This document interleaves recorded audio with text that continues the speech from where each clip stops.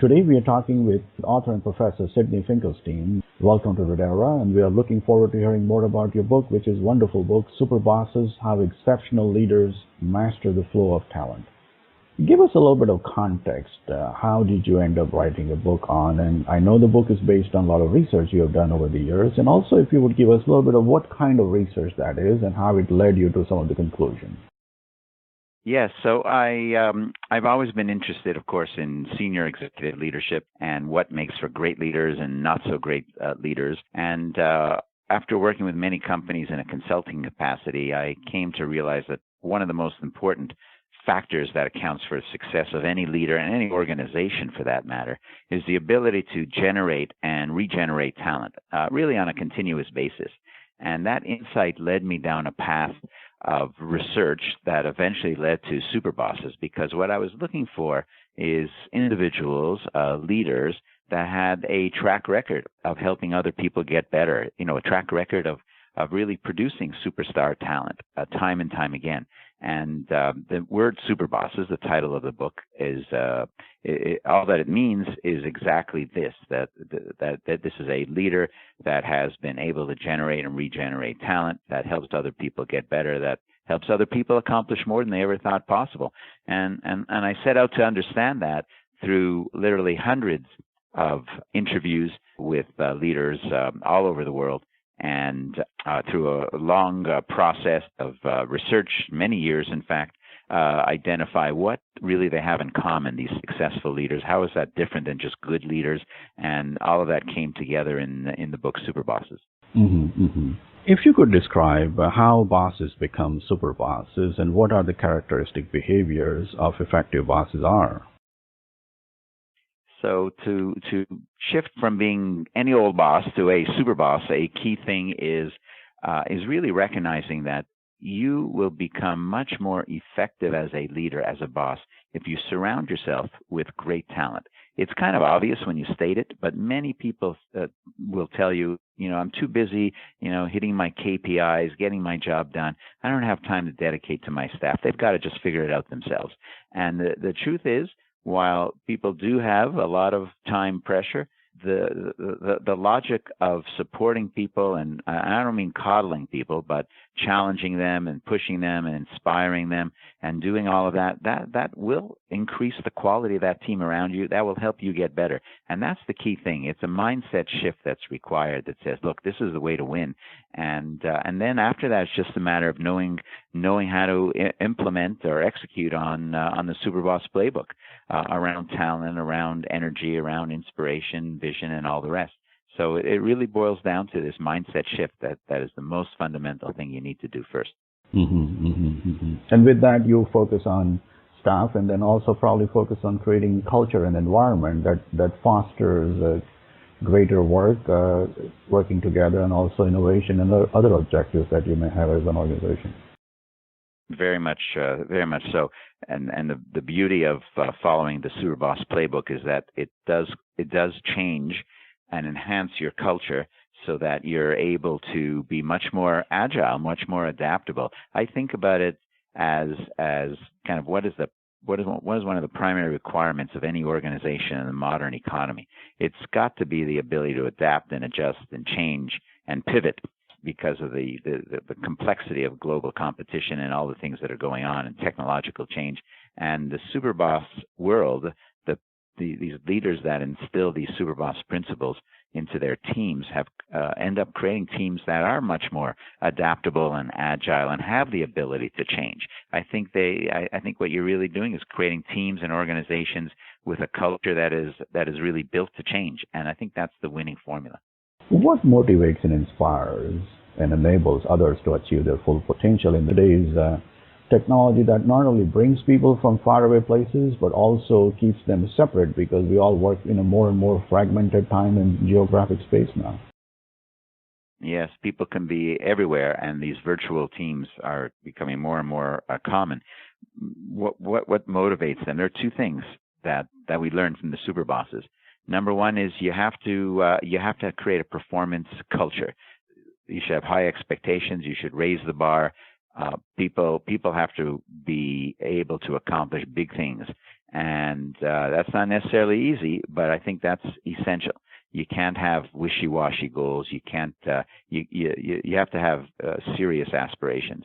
But at the same time, you need to also do the second thing, which very often is missing in among many leaders, and that is you need to be able to inspire people. You need to really help people believe that there's nothing they can't do, that they're the ones that can accomplish these very tough challenges and fulfill the aspirations that everybody has. I think that's a soft thing to be sure, but that's absolutely essential. So it's pushing hard, raise the bar, high aspirations, and at the same time inspiring people, instilling a sense of confidence into people, helping people see and truly believe that they can accomplish these great things. And when you do that, you're going to end up with an incredibly powerful team. Could you share some examples that how do you become a better boss to unleash creativity, as you said, and accomplish and increase the engagement and accomplishment in their teams? So one of my Superbosses that I studied is George Lucas, of course, famous from the Star Wars movies. And he was particularly good at unleashing the creativity of the people around him. And he did it by having a vision that people really bought into, that they really valued. And in his case, the vision was to tell a story in the form of a movie that eventually became Star Wars. And it's a story that's a classic, compelling story. But what he didn't have, and what he told people all around him that he didn't have and that he needed, was the digital technology to actually execute on that. Because his vision of what this movie would look like required, all these things that didn't exist. And so he turned to people and said, help me build this technology, help me build this infrastructure, help me create these sound effects. And I interviewed many of the people that worked for George Lucas for a number of years, and they told me about the creation of companies like Industrial Light and Magic and Pixar and others. And none of it could have happened unless George Lucas was willing to delegate and empower and challenge people on his team to contribute, to create, and it became a very motivational thing, a very inspiring thing, a very exciting thing. And you could say the rest is history when you see what transpired. Mm-hmm, mm-hmm. Any other example? Well, there are many. If you look at, say, the foodie industry, Alice Waters was a woman who started a restaurant called Chef Penny's Restaurant in Berkeley, California, and really is the godmother in America for farm-to-table, organic, local sourcing food. And she was a chef, but she was also a restaurateur and an entrepreneur. And she built her restaurant and expanded the influence of that restaurant into almost every corner of the American food scene today. She looked for partners. She didn't look for employees. She looked for people that would partner with her, that would have the interest and the creativity and the excitement to experiment. She recognized that mistakes will happen and that you have to be willing to take risks to get anything done. And while there are a lot of people who might say that, she really walked the talk. If something didn't work, as long as it didn't work for a good reason, meaning you were out there, you were trying, you were experimenting, and you're trying to learn from that, then that was okay. And so she created a culture that did exactly that. Mm-hmm, mm-hmm, mm-hmm. In the book, you go on at a great length to describe three kinds of superbosses: iconoclasts, the glorious bastards, and nurturers. And maybe if you give us a little bit of nuanced view of what they all stand individually or separately for, and how they are different from each other in the categories. Well, these are the three types of superbosses that we found in the research. They all do very similar things when you get right down to it with respect to the Superboss playbook, but the style that they use, and maybe even bigger, the motivation, their personal motivation actually varies. So you have the nurturers, which are maybe closest to how people think about mentors, people that help other people get better. And their motivation is that they see the value in building strong teams and helping other people. They gain something out of that. You have a second category that are more creative. I call them iconoclasts. These are people like Miles Davis, for example, or even Ralph Lauren. These are people that are involved in a creative industry. They're trying to accomplish something, And because they're so creative, they attract many, many other people that come to them, that surround them. And through that interaction, they actually get a lot out of it at the same time as they give a lot. And as a result, if you end up being in the circle of one of these iconoclasts, you are really learning hand in hand with them. And so that's a little different motivation than saying, I want to help other people get better. It happens in a very organic, natural way. And then the third type are the tough leaders. I call them glorious bastards. And what makes them glorious is that while they're very tough and hard-driving, Larry Ellison at Oracle would be a classic example, they understand that to win, you need the world's best teams. And they care about winning very, very much. But they understand that to win, you really do need to surround yourself with great talent. And that's what they do. They go out of their way to find great people, to develop, to push, to help people get better, not because they necessarily care about those people and their own careers as their primary motivation, but they care about winning, and they know to win, you've got to be able to do that. So there you have it, 3 different types of motivations and personalities, but amazingly, they all do more or less the same thing. Just a different ways of reaching there. What are the challenges and art of outsized influence? I mean, obviously, everybody understands it, but very few people can execute it or reach there. I think the challenge there is a couple of challenges. One is as an individual, and one is as an organization. From an individual point of view, when you have this kind of powerful personality, you need to be able to make room for other people. And that's critical. And the best leaders, no matter how big their own ego is, how big their influence is, they are able to carve out space for others to have a chance to shine and be successful. And at organizational level, when you do that, you're really talking about aspirations and vision, and creating this feeling, this sense that, we will have a major influence on the development of this industry, on what we're going to accomplish, on the competitive environment, and we're going to end up in the winner's circle. Again goes back to the aspiration point. So there are 2 dimensions really, or 2 sides of a similar type of notion. How far, or as you just touched upon a little bit, is how far Superbosses go? And I think you dealt in one of the chapters that you titled "The Power of Feeling Unthreatened," that allows people to do things without being felt that they are doing something that could hurt them down the line. Very much so.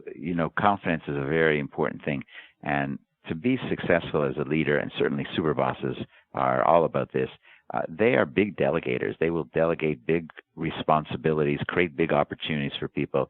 They'll look to hire people that are very, very talented. They're not really threatened by people that might be smarter than they are, or threatened by someone in their team that they're going to give a giant job to, and that person does amazingly and they might outshine them.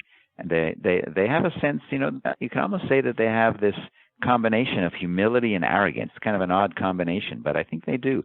They're not threatened by others, and as a result, they're able to attract and retain amazing talent and create these opportunities for these people. The opposite, and many people will recognize this, the opposite is the manager, the leader that is just insecure, that feels like they don't deserve it, or they don't belong, and they have that sense of insecurity. And working for somebody like that is a disaster, because they have to claim credit from you. They have to they often feel threatened by you, and that's just not a good place to work. And for the organization itself, it's really not the type of team you want to develop. And that also helps you, as you described in the chapter. Perfect is a rather ladder of confidence that builds the different levels of confidence within an organization. Maybe if you want to explore it a little bit more. Well, confidence at every level of the organization is important. I think it's very important, and this is part of inspiration, vision, and even the creativity thing we were talking about earlier, which is you really create, you help people accomplish so much. You help them, you instill this sense of confidence into them. And all of us, or many of us, let's say, could remember a teacher we may have had, or a boss we may have had, that created that opportunity for us and helped us feel that tremendous sense of accomplishment and confidence. And you don't forget people like that because of what they've done for you. And I think that's what Superbosses do, and that's what all great leaders do as well. They really do help other people get better. Tell us a little bit more about what the challenges did you have in writing the book, and in the research that you've done and consulting have you done. you have done, is it across certain industries? It spans across many industries? Because some of these skills appear to be transferable, or they, regardless of what industries they operate in, because as you explained very well, superbosses adapt to organizations that they wish to lead rather than the other way around. Yes, that's correct. In the research, we looked at 18 different industries, and we found, while there's obviously a lot of differences across those industries, and by the way, we've been looking at superbosses in many different countries since the book has come out as well, and so there are obviously country and cultural differences. The reality is that so much of what these leaders do, these superbosses do, is very, very similar, and that's really important, because in the consulting work that we're doing, we've developed a series of tools and exercises that can help managers really become much more like a superboss, with very practical hands-on tools. And there's you can do this through a digital learning platform. You can do it in other forms as well, through workshops. And so far we found that while, again, every industry and every country, there's some nuance, some adjustment in terms of culture, the core principles still hold. And I think that's because what we've tapped into is something that's very human. It's very much about people. And people are, despite all these cultural differences and national differences, people are actually more similar than they are different in many ways. Mm-hmm. So much about the book and the topic. Tell us a little bit more about you. How did you end up in this world of teaching and consulting, and what attracted you about senior leadership research? I think in my case, it was curiosity as much as anything else. I was always interested in powerful people, in people that made a difference, for good or bad, actually. And I wanted to know what made them tick. And my own research has always been about impact. All the articles I've written and the books I've written, I've tried to have a big impact on how people think about their jobs and their careers and their lives. And naturally enough, perhaps I was attracted to studying people that have had a big impact in their lives as well. And so in a way, it was kind of a natural line from the work I've been doing over decades now, talking to and working with senior executives to get to superbosses. That was really the driver. Mm-hmm, mm-hmm. Are you working on any other research topics or books that may follow this? Well, the primary thing that I'm working on is follow-ups to the Superboss book, such as looking at superbosses in other industries, in other countries, and especially working on helping organizations and leaders scale the Superboss playbook to their own organizations. If you think the ideas make sense, if you think they could help you create a more engaged workforce, a more creative workforce, a leadership group up and down the organization, not just at the very top, but all the way down to first-line managers that could really make a difference. And so you want to instill these practices, because they really do account for tremendous success. That's the work we've been doing through creating training materials, exercises, new case studies, workshop materials, working on a video series, many things of that nature. And that's like writing 2 or 3 books, to tell you the truth. Today we have been speaking with Sydney Finkelstein, professor and author of the book Superbosses, How Exceptional Leaders Master the Flow of Talent. Thank you very much for your time and your comments, and please do keep us in mind if you do decide to write another book. Thank you, Manish. Very much enjoyed this conversation. Thank you.